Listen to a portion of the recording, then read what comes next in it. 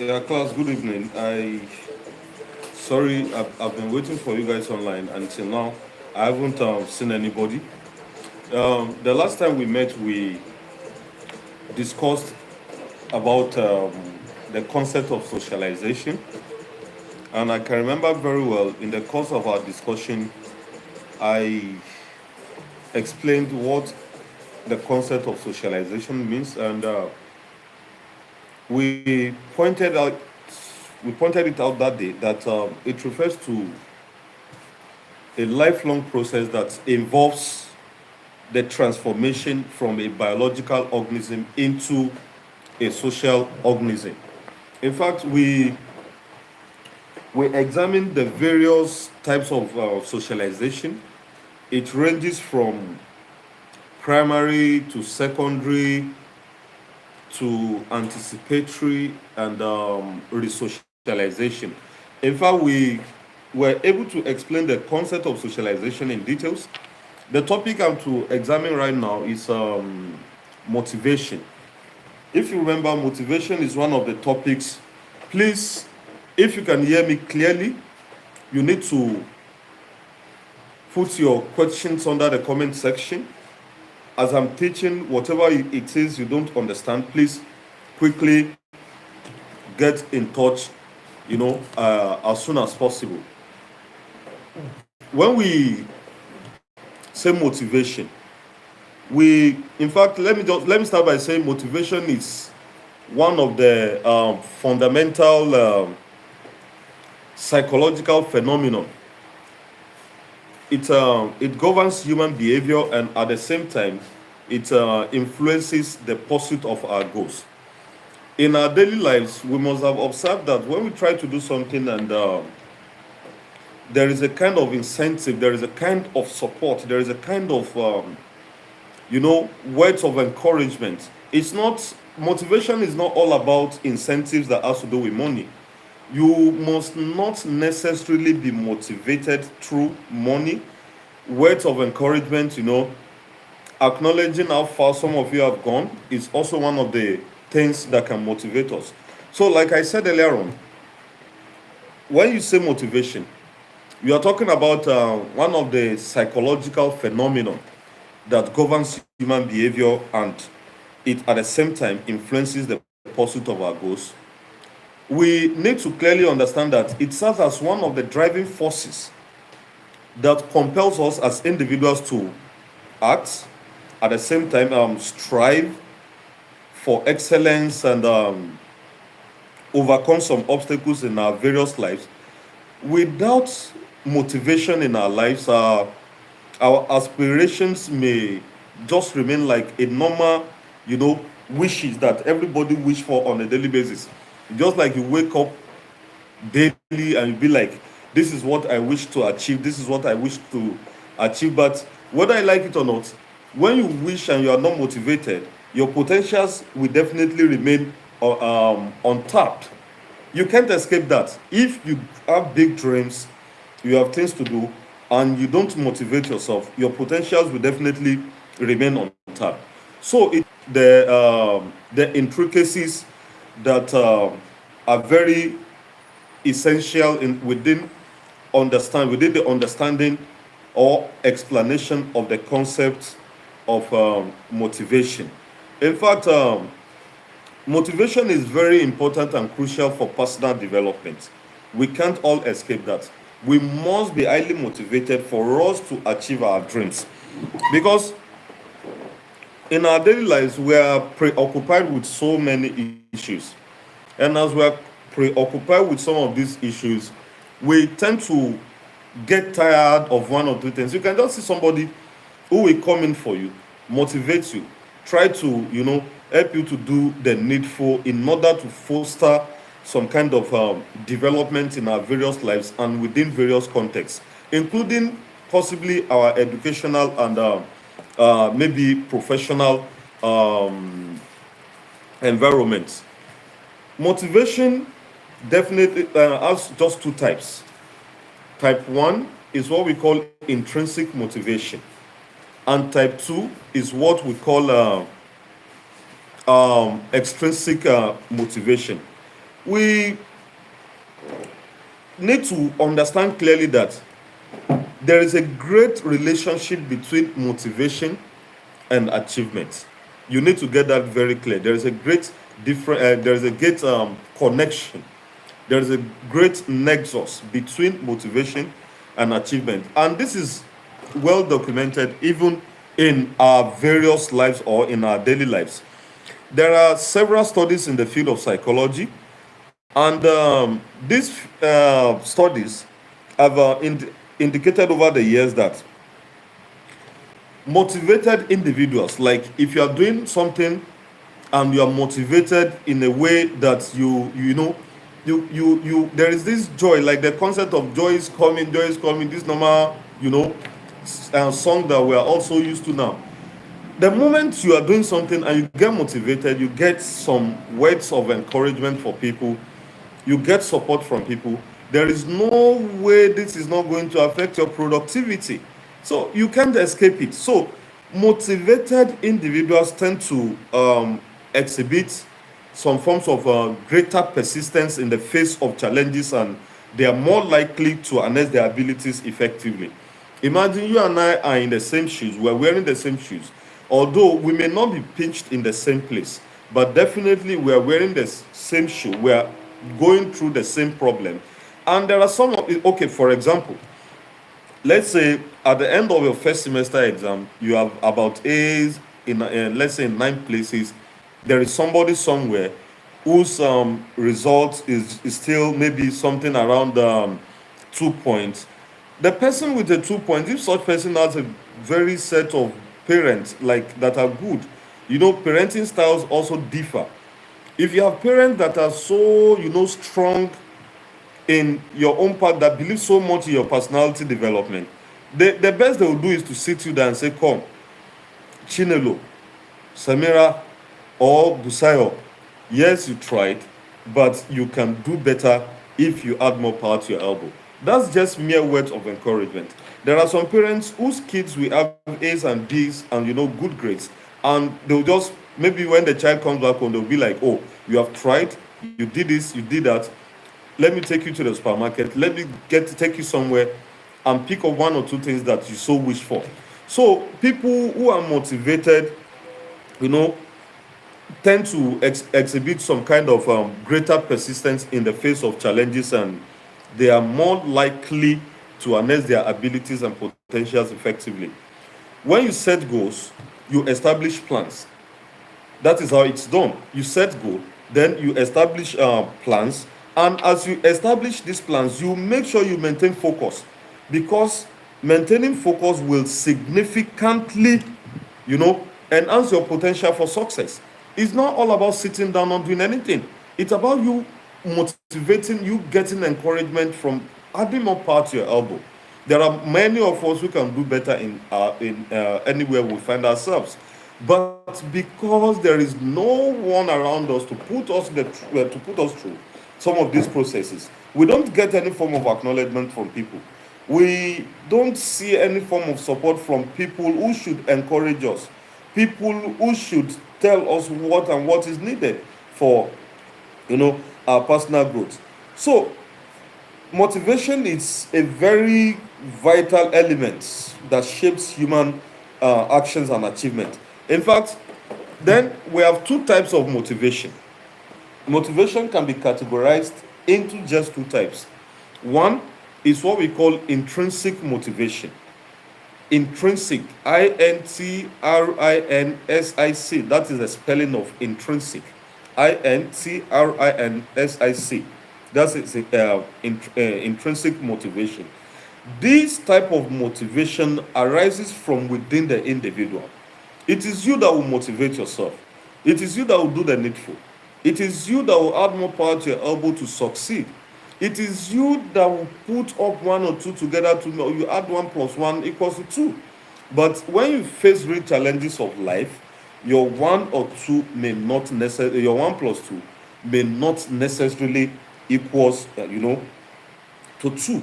So this type of motivation arises from within the individual, and it's also most times driven by personal satisfaction, interest, or some forms of inherent joy of engaging in a task. Some of us derive joy in doing certain things. There are so many things that most of us do that we do them on the basis of the fact that we derive joy. Please, I Nasmaro said, do I mean intensive? No. um Nasmaro, this is not intensive care unit. I said, and I repeat, intrinsic motivation. Intrinsic is spelled INTRINSIC. That is the spelling of intrinsic motivation. And I said this type of motivation arises from within the individual, because there are times that you have to be driven by your own personal interest, satisfaction, and some other forms of joy while you engage in certain tasks. Then, let's say, for instance, I'm an artist and I do my paintings not to get any form of accolade from people, not to get any form of hyping from people, not to get any form of, incentive from people, but for the sheer pleasure of the fact that I like to paint. I'm a painter. You have not approached me for anything, and I continue to paint, display my artworks for not for money, but for people to see joy in what I do. That implies that I've been able to motivate myself. That is what we call intrinsic motivation. The one that arises from within the individual. Whether you like it or not, you must motivate yourself. And in life generally, there are certain things people will never tell us to do, because you don't need to tell the blind man that rain is about to fall somewhere. The blind man or the blind woman may be alerted based on the sound of the rain, which implies that it is the realities that we face in life that will determine how we motivate ourselves. But whichever way, irrespective of the situation you find yourself, you need to take your time, calm down, motivate yourself, and before you know it, you are out of such problem. Then the second type of motivation is what we call extrinsic motivation. Extrinsic. I spelt the word intrinsic as INTRINSIC. Now you need to add X, like the X's that you people have, ex-boyfriend, ex-girlfriend. Just put the X at the back of the intrinsic. Then it becomes extrinsic motivation. While explaining the concept of, please, in case you have any question, you can continue to drop your questions on in the comment section. And to those who are presently online, I can see about 76 people. To those who have their reg numbers, try as much as possible to drop your reg number. As we are online right now, those who are online should drop their reg numbers, because the moment I end this class, I will know the time other reg numbers came in for attendance. So the second type of motivation is what we call extrinsic motivation. Unlike intrinsic motivation, where individuals are motivated within themselves, this is not the case under extrinsic motivation. Now, what do we mean by extrinsic motivation? Please, class, can you all hear me clearly? In case you can hear me clearly, please indicate you are hearing me clearly. So if you cannot, please drop your questions. I'm going to explain them. And once I'm off this, you can revisit the page and look at the class, listen to the lecture again. In the course of listening again, if you still have any question, you can drop them. From time to time, I will respond to those things. So, like I said, extrinsic motivation is fueled or gingered by external factors. This type of motivation, you are not doing it in a way that you are self-motivated. No, you are not self-motivated under this type of motivation. You are motivated, or this type of motivation is fueled by external factors. It could be money, it could be praise, it could be recognition. Let me say, for example, you guys are all students. You can work diligently to achieve high grades. And when you in turn achieve these high grades, you gain, let's say, some kind of parental approval, parental praises, parental gifts, or even scholarships. And that will exemplify how external factors can influence your own behavior, which implies that when you do something and people see the need to encourage you, see the need to push you up, you feel encouraged and you can even do better than you've always done. So you need to get it clearly that motivation is very, vital, and it is very pivotal in understanding human behavior, because let me just say, especially within the context of achieving, goals, and let me say driving performances. In the course of achieving goals, you must get motivated. There are many of you who can do better, but because you don't see words of encouragement like "I'm proud of you, keep it up, you can do much better, you can do this," you can't even, you know, get to do a lot of things. So please, those who are, make sure you are. Someone praise Okwemisi said, "Can I come again on extrinsic motivation?" I said extrinsic motivation, unlike intrinsic. Get it right. Intrinsic is the one that is fueled by inner factors. It arises from within you. It is you that will motivate yourself. It is you that will see joy in what you are doing, and you add more power to your elbow. But extrinsic is fueled by external factors. Somebody somewhere or something somewhere is responsible for the hard work, the pushing, the praises, the accomplishments, the accolades that makes you do better than you've always done. Somebody is responsible for it. And I cited the example of you being a student. You are in the university to get good grades. And the moment you get good grades and you print out your result and say, "Daddy, this is my result," they will be like, "Wow, Ego, you have tried. What do you need?" "Okay, Daddy, I need laptop." And before you know it, you are taken to the shop to get a brand new laptop. That brand new laptop is a form of motivation to you, because it was given to you on the basis of you performed well in school.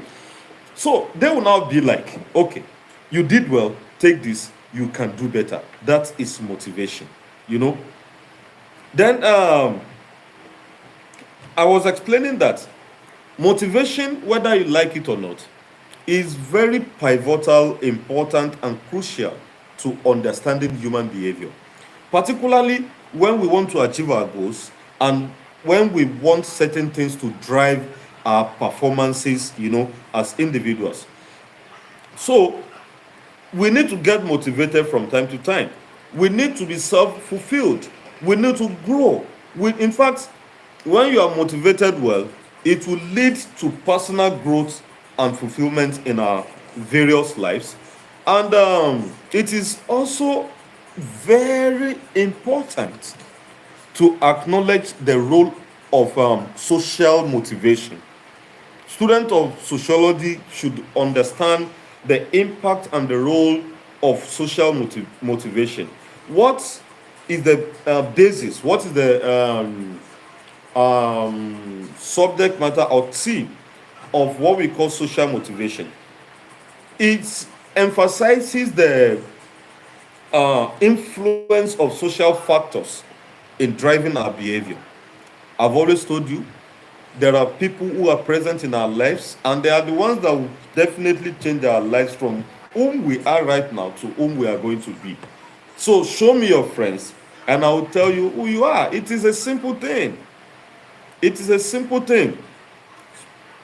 It is a simple thing. So we need to get motivated every time, every time, every time, because that is the best way we can go for that. In fact, social motivation encompasses motivation that stems from the desire for social acceptance.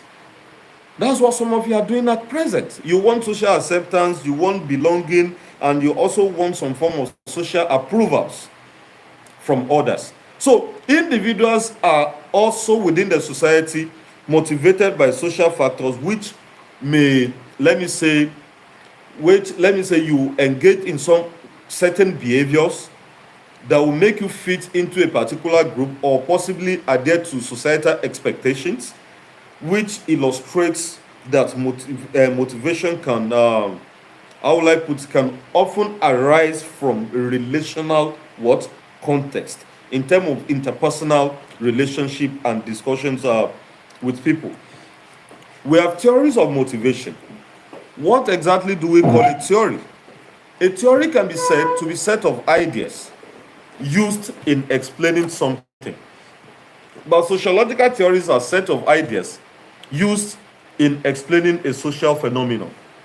Because in the field of sociology, the place of a theory is very important. The place of a theory is very important. So we need to understand that theories are very important and crucial in the field of sociology. Now, trying to understand this, you need to first know that motivation is a crucial psychological construct that influences our attitude, our behavior. It's the force that drives individuals to pursue their goals and fulfill their potentials. So every time, whether you must fulfill your potentials, and the only way you can do this is by people encouraging you, is by people seeing, that you are doing well, is by people seeing that you get motivated. There are various theories that have been proposed as regards to motivation, but we're just going to examine like or three of those two or three of those theories. One, I'm going to, in fact, this theory is one of the most prominent theories of the of motivation. We call it Abraham Maslow's hierarchy of needs theory. Abraham Maslow's hierarchy of needs theory. It's one of the most important theories of human motivation, and it is based on hierarchy of needs. It is based on what we need. How do we arrange our needs? What do we need to do? Because if you look at Abraham Maslow's hierarchy of needs theory, it posits that human motivation is based on certain needs. We need certain things to grow, we need certain things to develop as members of the society. Therefore, those things must be adequately, and critically followed. Because if you don't follow some of these things, there is no way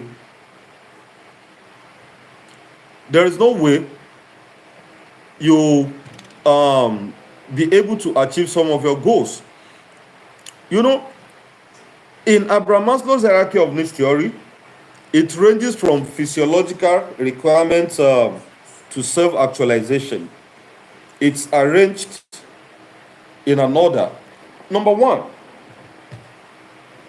Abraham Maslow posits that every human or every human being have certain requirements that they must meet up with to survive, whether you like it or not. And some of these things involve things like food, safety. Let me just say, number one on the explanation of the theories is that individuals, whether we like it or not, must meet physiological requirements. There are basic things that we need. We need those things, and those things we must, whether you like it or not, physiological needs. You have to get yourself food, you have to, get water, you have to get shelter, you have to have a lot of basic requirements that will make you achieve your aims and goals as humans. Individuals must, whether you like it or not, also satisfy their lower level needs, such as safety, belonging needs refers to Issues like, let me say, when you start to pursue higher physiological needs and ultimately striving for personal growth and development. So you need to clearly get some of these things.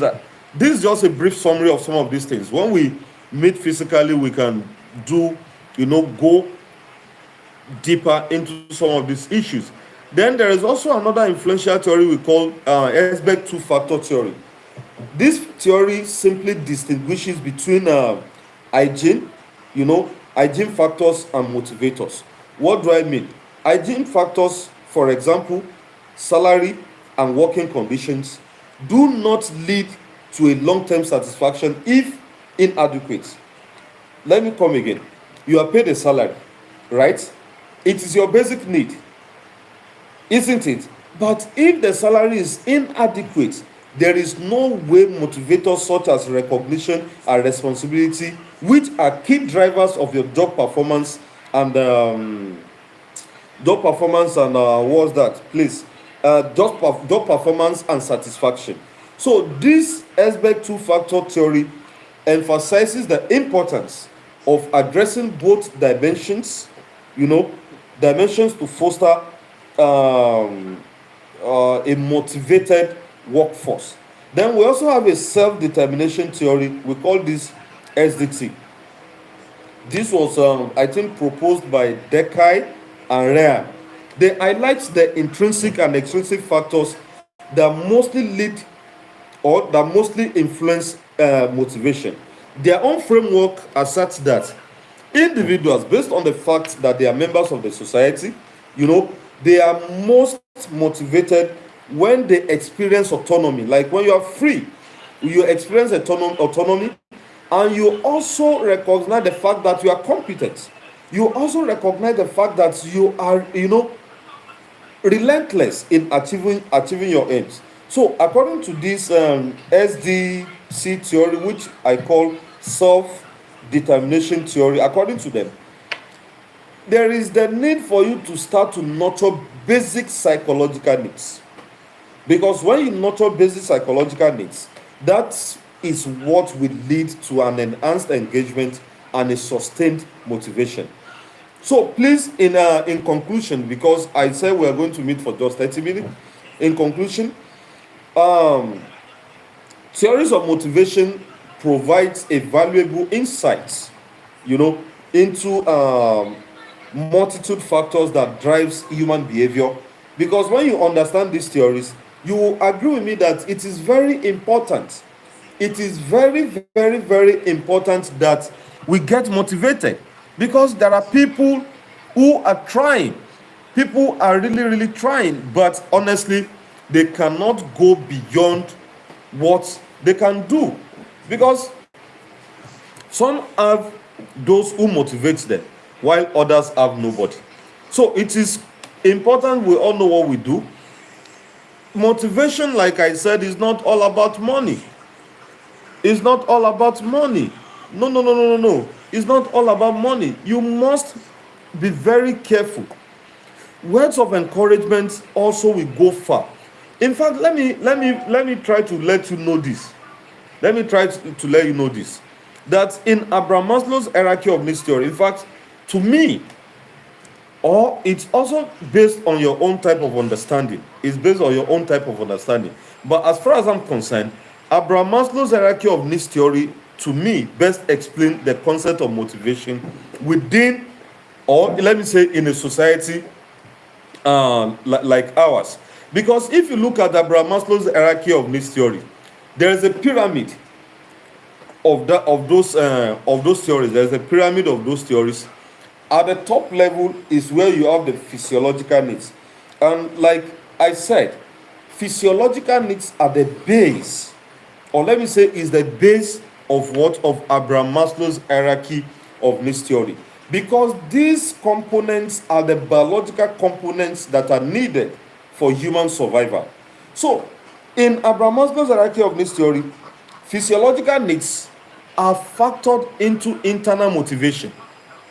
Internal motivation because it arises from within the individual. So, according to Maslow, this is most times compelled by our needs or our urge to satisfy our physiological needs first before we can pursue other type of motivation. Person wey never chop fit dey motivated. Person wey no get where e dey sleep fit get motivated. Wetin wan motivate you? There is nothing that will motivate you in as much as you don't meet up with the physiological needs. You are definitely not going to achieve anything. So you are not going anywhere. It is now important that physiological needs is very crucial to our personal development. You must chop, you must drink water, you must enjoy, you must be good, you must be cool. You know, so when you are okay, when you are eating good food, you have every chance, every opportunity, to get motivated in a better manner. So these physiological needs must first be met. When you meet these needs, then you can decide, you can aim for other, and like I said, these physiological needs include things like water, food, clothes, shelter. Many of these physiological needs must be first met before we can do every other thing. Then we have what we call safety needs. In some textbooks, you see what they call security needs. My dear students, once your basic needs are satisfied, once you are able to satisfy your basic needs, then your safety needs now take precedence, and it will be what will dominate your behavior. Because in the absence of physical safety, let's say problems like war, natural disaster, family violence, child abuse, etc., or let me say in the absence of economic safety, the safety we are talking about here is not necessarily somebody guiding you with gun. It's not necessarily somebody protecting you physically. What about your economic security? If you don't have money to buy food, what do? You are not secured. Especially in Nigeria of today, where everything is, inflation rate is growing on a daily basis. So, sorry please, Femi. So,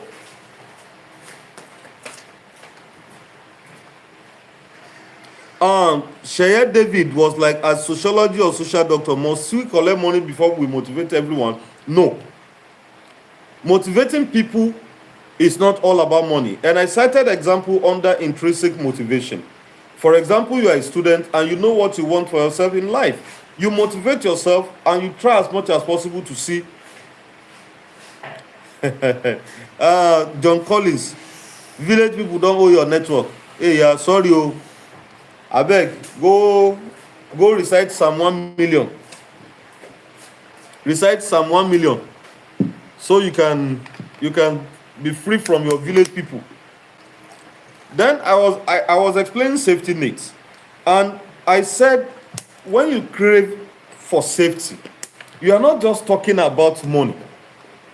No, because the number one on the pyramid is what we call physiological needs, which are the basic needs that you must meet up with as individuals.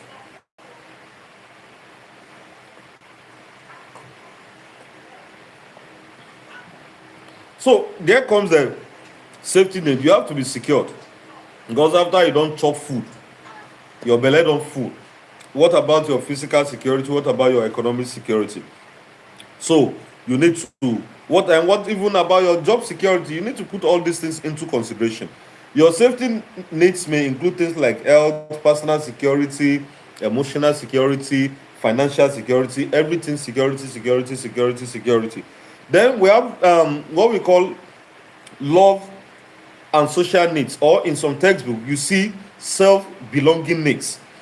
After you don't chop, you don't belly full. After you see money for your pocket, you know say e dey safe. Your safety need, that's number 2. Number 3 is self-belonging needs, or what we call love and social needs. This is the third level of, in fact, this needs strictly has to do with interpersonal issues, and it involves feelings of belongingness. You must roll with people now, don't you get? You guys roll with people, you move with people. We treated socialization last week. And in your class, you have friends. You guys move everywhere. So you need to belong to one or two groups, because this particular third layer involves feelings of belongingness. You must belong. According to Maslow, human beings generally possess an effective need for sense of belonging and acceptance among social groups, whether you like it or not. You want to be part of people's group. You want to talk to people, whether regardless whether these groups are large or they are small. You must belong to a group. So being part of a group is very crucial, regardless of what type of group it is. So you need to belong to a group. Then we have the number 4, self-esteem needs. Esteem is the respect, admiration of a person, self-respect, respect for others. I respect you, you respect me, you respect yourself, we respect every other person. So most people need stable self-esteem. Some of you cannot perform better because you have low self-esteem, because you are not up to the task. Everything bothers you. Be like, am I doing it right? Am I doing it wrong? No.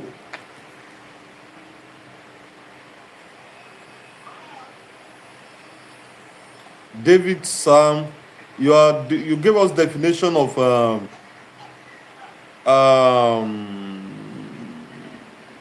socialization. Okay, you got it right, which implies that you've been an active member of the class. That's great. Keep it up. Then I was explaining esteem is that you must be respected. You need respect, self-respect, and possibly your own respect for others. So it is okay that the higher the version of self-esteem and respect we need, this makes us, it strengthened our presence within the society, which implies that esteem comes from a day-to-day experience from people, and this provides some form of learning opportunity that allows us to discover ourselves, because no one lives in isolation. Whether you like it or not, you must talk to people, and this is incredibly very important for especially children, because you have to give them the opportunity to discover that they are competent and they are capable learners, and that is what we are doing here. So, and the last one on the list is what we call self-actualization needs. After you have reached all your cognitive needs, whether you like it or not, after you have reached all your needs, there is this common saying that what a man can be, he must be. What a man can be, he must, he must definitely what? Be. This small quotation, somebody say, why a therapist still collecting money? that is their professional job. You can't get the professional service free of charge. Also, can someone say the third need was 1, physiological need, 2,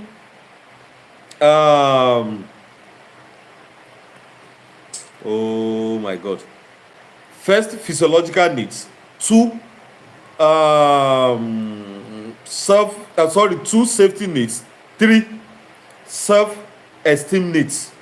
So like I said, now the last stage is what we call self-actualization needs, because in this stage you must have put 1 or 2 together, and like I said, that there is a general saying that what a man can be, it will definitely be. So this quotation, or let me just say this quote, forms the basis of the perceived needs for what we call self-actualization. You don't arrive. Now that time we can't ask people who you be, who be that, who goes there, who be this one. Oh yeah, now all of us, they go there. So this level of needs simply encompasses you getting to the peak, or let me say you realizing your full potential. You don't arrive, you don't have any problem. Everything is taken care of. Femi. Everything is taken care of. So that is how it happens. So to understand this level of need, you must have succeeded in your previous needs and master them. So self-actualization is best understood as a goal or possibly explicit motive. So please, somebody say, are they under? I did not say Abraham. Somebody said Abraham theory. I said Abraham Maslow. Abraham Maslow hierarchy of needs theory.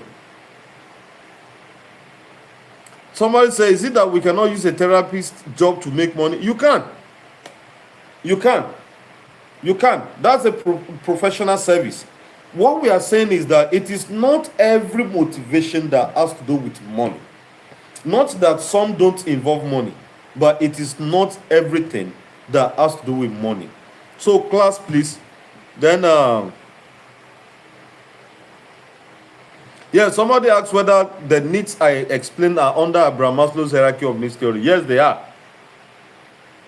Not Abraham Maslow to Nasmiro. You are using us to catch cruise. Abraham Maslow. Maslow is spelled Malslow. Yeah. David Sam Bryan just wrote the correct spelling.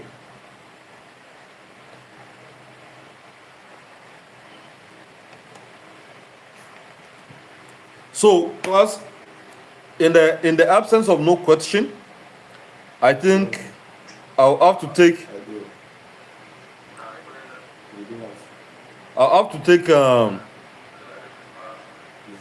Sir, can we come back and rewatch this particular video? Yes, anytime.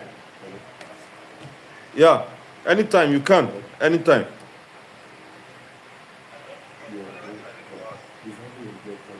So, whatever the situation is,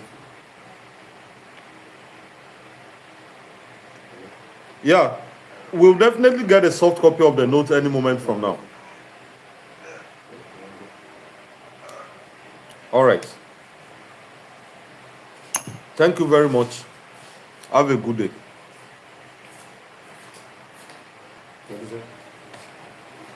Kí ni nǹkan sọ?